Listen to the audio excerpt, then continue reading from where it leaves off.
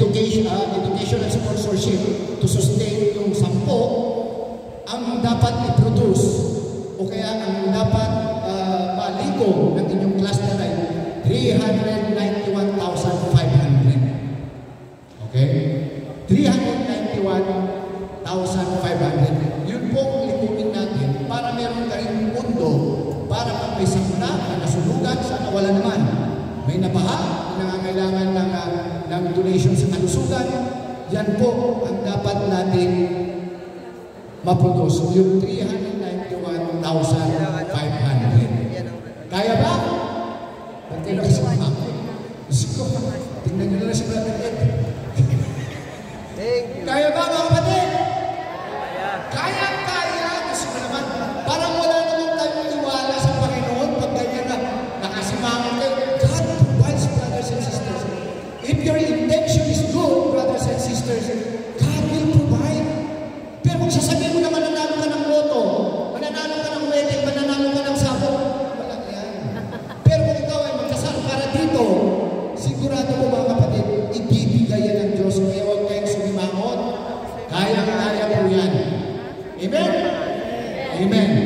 So, Brother June, sa isa, 391,500. Walang labis, walang kulang, walang dagdag na scholar. It's up to you, brothers and sisters, to challenge yourselves kung gusto nyo magdagdag. Basta yung minimum na dapat yung i-produce. We will not oblige you to have an additional scholar just to maintain the existing one.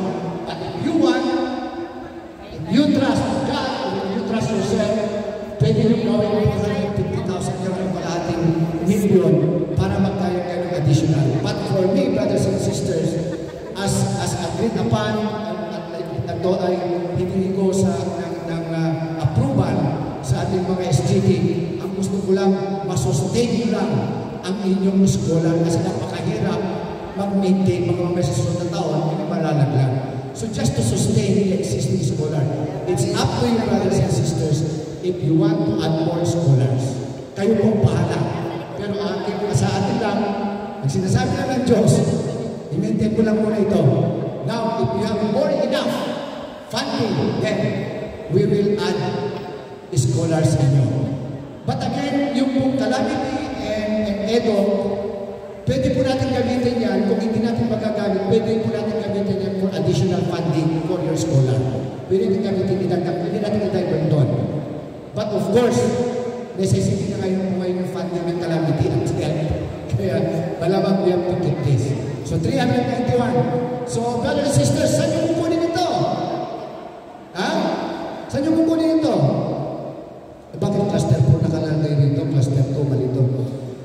Based on the OGD, ang cluster 2 po, you are 515 individuals. Totoo ba ito? Parang walang 515 dito. Ano to? General teaching? Yes. General teaching.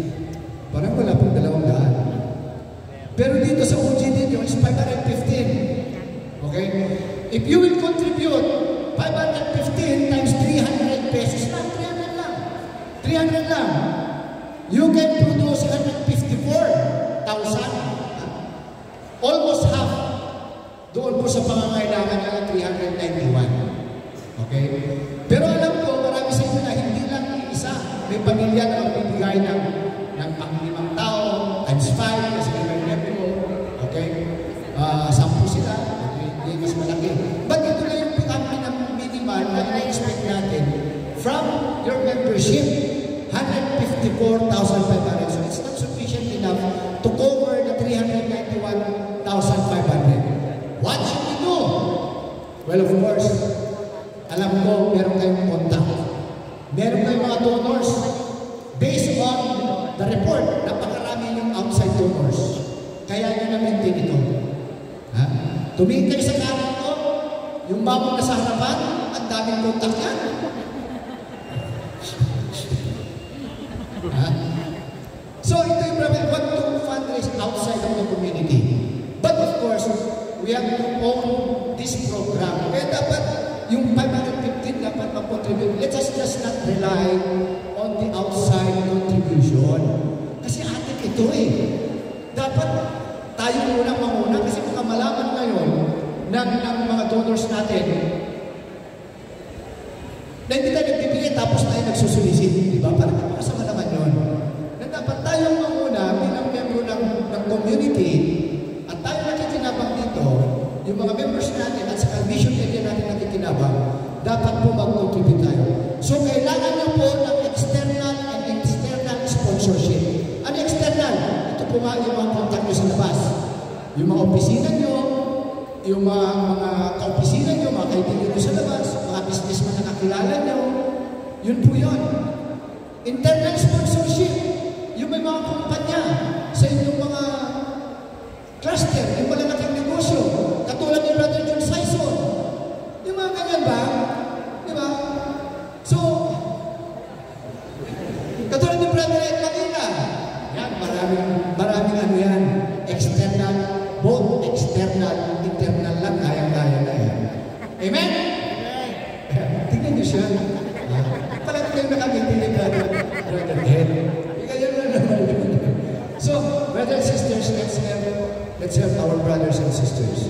Now, brothers and sisters, ang patakaran ngayon ng ESP is that poorest of the poor.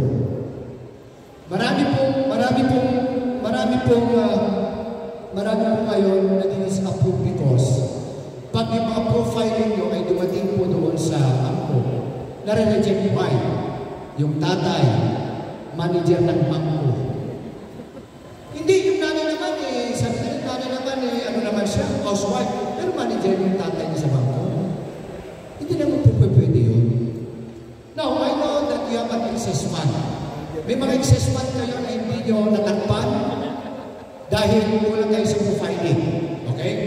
Kaya lang minsan, marami, hindi I'm not mentioning, this is in general. Marami pong mga kapatid natin, para lang masamatan at makumpleto yung kanilang solicitation, malagyan lahat. Aba, kahit kasi hindi nilalagay. Kasi nilalagay. Kahit anak na ng membro, na yung membro naman, alam naman natin na kaya niyang pag-aralin ng kanyang anak. Tapos, pag na-disapprove, sumasama loob. Bakit na-disapprove? Diyos ko naman, manager ng tatay mo sa bangko Di ba? Tapos, isinalang mo pa yung profiling mo. So, just for compliance, hindi na tayo makasingit kung ano-ano na lang yung profiling natin. So, brothers and sisters, I know that you have your own mission areas. You should have already a database of the poorest of the poor within your mission areas. Yung mga anak nila na gusto mag-aral, dapat nakalingkong na bawat chapter yan. So that every time we have a global work at meron tayong extra na additional para sa scholarship, isalat ko to. Ito nag-CLP na yung nanay mo, magsi-CLP na yung nanay. So ganun po dapat, not only the time na sasabihin namin na mag-profiling kayo, you should have already a database of the poorest of the poor family in your mission area na anytime na kailangan namin ng endorsement nyo, meron na po kayong ibibigay. So gamitin po natin ito, itong mga gawain natin sa angko, itong answering the cry of the poor to evangelize. Mas madali po mag-evangelize kung may kaakibat na gawa. Sinasabi natin, mahal natin ang kapwa natin, pero hindi naman natin pinapakita sa gawa. Salita tayo ng salita, mahal mo ang aming kapwa, pero wala naman tayong gawa. So kung ipapakita po natin ito, sa pamamagitan po itong mga programa nito, madali na po tayong maghikayat ng mga kapatid natin na magbalik loob sa ating Panginoon. Because tama yung itinuro sa atin ng Diyos na mahalin ng ating kapwa. Dahil we always walk our talk. So dapat po ay pagtulungan po natin ito. So brothers and sisters, how can we solicit? Open na po ang solicitation letter. Tuwawag lang po kay Sister Rona Sagon. Open na po. Solicitation letter is already ready. Pwede na kayo humingi ng solicitation letter for sponsorship. Now, for the members, brothers and sisters, pwede na kayong mag-rehistro sa GCash. Okay? Yung sinasabi ko kanina 515, you can now register. Ang ilalagay nyo lang naman po doon, hindi na po doon sa bills pay pa rin, sa bills pay. Dati kasi bills pay, tapos nakalagay doon, CMC, Angkop Global. Hindi na po. Pag pinitin niyo yung bills pay, G-Bayanihan na. Bills pay, tapos hanapin nyo yung G-Bayanihan. Hindi katulad dati na meron pang mga ini-input na number, area code. Ngayon, hindi na po. Naglagay nyo lang yung 3,000 nyo doon, ay 300 nyo, yung donor name, kung ano po yung registered name sa Corpus for Christ. Donor name, yung mobile number nyo, Metro Manila and province, Angkop North A. Pitikin nyo yun, hanapin nyo, Angkop North A. Tapos type of donation, baka mapunta po sa iba. Ang piliin nyo po, educational sponsorship program. Yan po yung Angkop Global Walk. And then ilagay nyo po yung email address nyo kasi doon po darating yung acknowledgement receipt na kayo po ay nakarehistro na. So madali lang po, lahat naman po tayo gumagamit ng GCash. Subukan nyo nga, i-click yung GCash nyo kasi maglagay kayo ng 3,000, ilagay nyo sa birthday. Subukan nyo nga, madali lang papasok. Okay ba? Galing talaga ba? Okay, so brothers and sisters, that's all for now, brothers and sisters.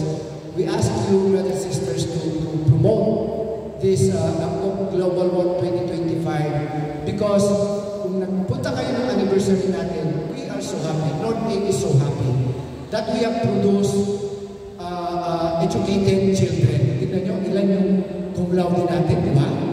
Ilan yung cum laude na napag-graduate ng Lord A? At tingnan nyo naman yung mga sharing nila. And I know that these children na nakatapos sa kanilang pag-aaral, brothers and sisters, will continue the legacy that we have imparted to them. Alam ko, tutulong din sila ngayon sa Global Walk. They will contribute. And of course, the best thing that they can do now is to help their family. At matulungan na rin nila yung mga kapatid nila na mag-aaral. So brothers and sisters, let us continue praying that this work of the Lord through Angkop and Corpus for Christ ay magpatuloy po ito dahil ito po ang nagpapakita ng tunay na pagmamahal sa kapwa. Maraming salamat at magandang gabi po sa inyong